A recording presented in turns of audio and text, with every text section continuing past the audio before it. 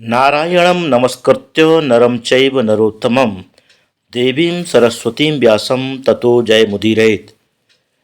भाग्य की अपेक्षा पुरुषार्थ की श्रेष्ठता।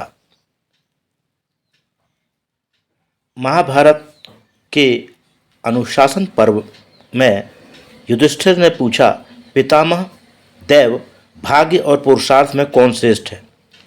भीष्म जी ने कहा, युधिष्ठिर, इस विषय में वशिष्ठ और ब्रह्मा जी के संवाद रूप एक प्राचीन इतिहास का उदाहरण दिया जाता है।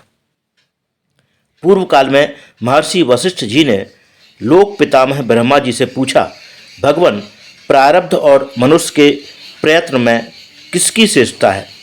ब्रह्मा जी ने कहा, बिना बीज के कोई चीज पैदा नहीं होती। बीज से ही बीज पैदा होता है और बीज से ही फल उत्पन्न होता है।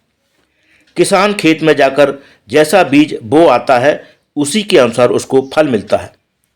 इसी प्रकार पुण्य या पाप जैसा कर्म किया जाता है वैसा ही फल प्राप्त होता है। जैसे बीज खेत में बोए बिना फल नहीं दे सकता, उसी प्रकार प्रारब्ध भी पुरुषार्थ के बिना काम नहीं देता।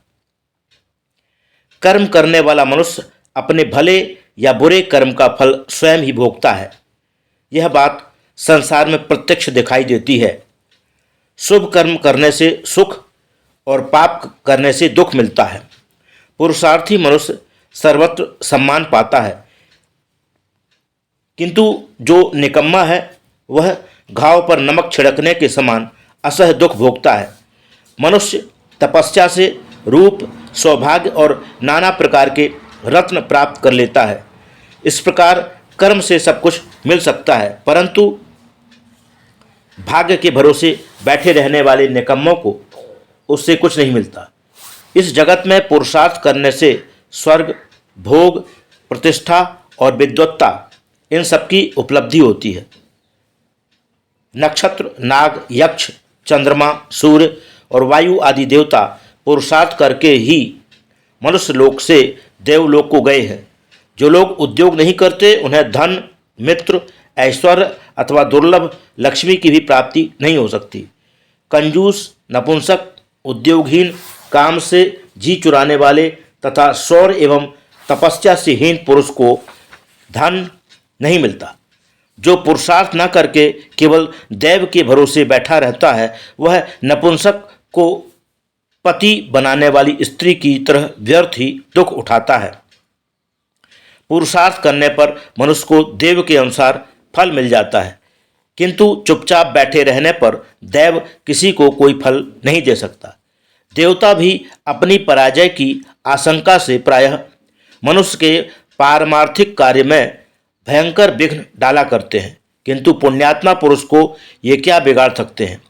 पूर्व काल में राजा ययाति दैववश स्वर्ग से भ्रष्ट हो गए थे, तो भी उनके नातियों ने अपने पुण्य कर्म से पुनः उन्हें स्वर्ग में पहुंचा दिया। इसी तरह इला के पुत्र राजर्षि पुरुरवा भी ब्राह्मणों के प्रयत्न से स्वर्ग को प्राप्त हुए। जैसे आग की एक चिंगारी भी हवा के सहारे से प्रज्वलित होकर महान रूप धारण करती है, उसी प्रकार दैव भी पुरुषार्थ की सहायता से बड़ा हो जाता है। जिस प्रकार तेल समाप्त हो जाने पर दीपक बुझ जाता है, उसी प्रकार कर्म का नाश होने से दैव भी नष्ट हो जाता है। निकम्मा मनुष्य बहुत बड़े धन का भंडार, तरह तरह के भोग और स्त्रियों को पाकर भी उनका उपभोग नहीं कर सकता। जो दान करने के कारण निर्धन हो गया है, ऐसे सत्पुरुष के पास उसके सत्कर्म के कारण देवता भी पहुँचते हैं।